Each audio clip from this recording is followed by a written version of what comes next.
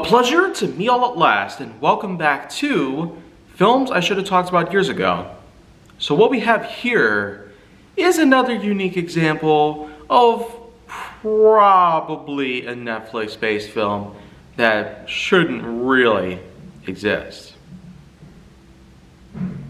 I do say this blandly only because of the fact it seems so average that it doesn't really matter.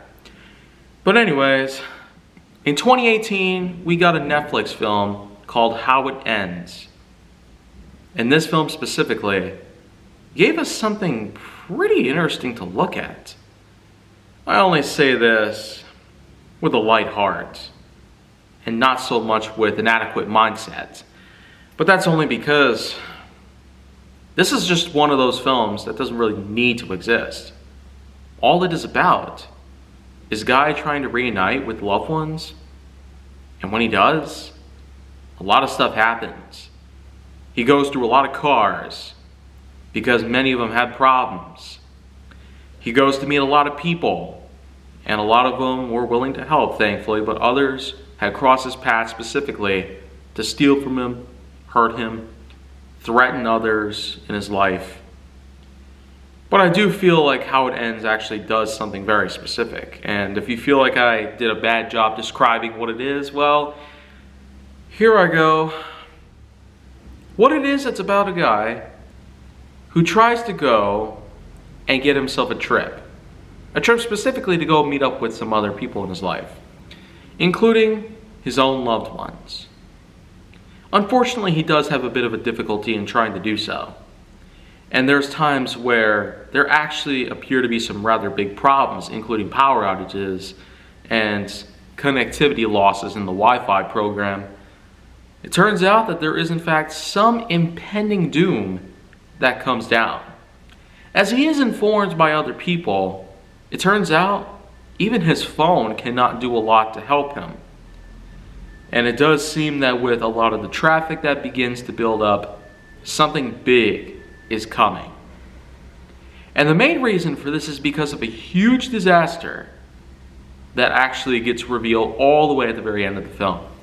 But it does highlight a few things. It gives some vague hints. And a lot of the times it's just a bit more elusive in many ways.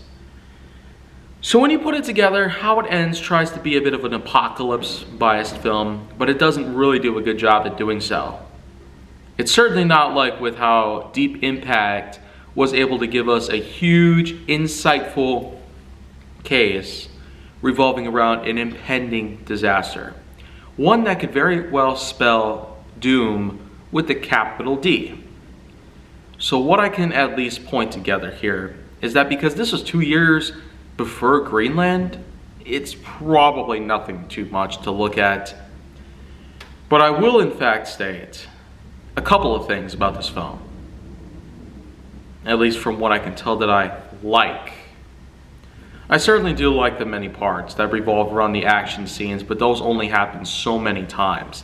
The film is mostly just about driving out on the road and trying to see if you can find a safe haven before anything catches up to him that could spell his own death.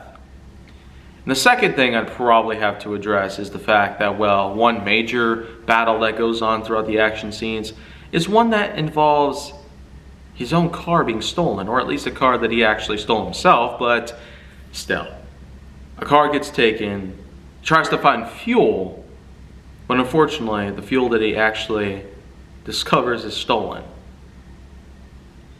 Then of course, when a huge wildfire breaks out, he tries to save other people. Unfortunately, they decline. That's just really sad, if you ask me. But then, of course, there is the very end of the film, the last 10 seconds of it. It technically ends on the note that there could be a sequel. For it to end with a cliffhanger in the same way that Sony's Spider-Man series had done so, after all, Spider-Man 2, Amazing Spider-Man 2 to be more specific, in 2014 ended with a bit of a cliffhanger. Spider-Man kicks the screen, giving us a bit of a cliffhanger, supposedly telling us that there could be a third film in Sony's reboot Spider-Man series. Unfortunately, it would never happen because of the Marvel Cinematic Universe growing in popularity and wanting to incorporate Spider-Man as a character that would eventually be introduced in 2016.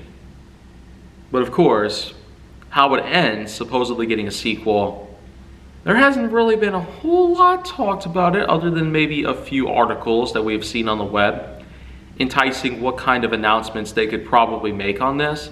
So far, not a whole lot has come by. So it only leads you to suggest, what actually happens over there?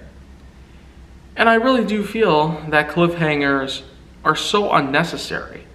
They should end on a bit of a happier note when you really think about how a series itself is played out.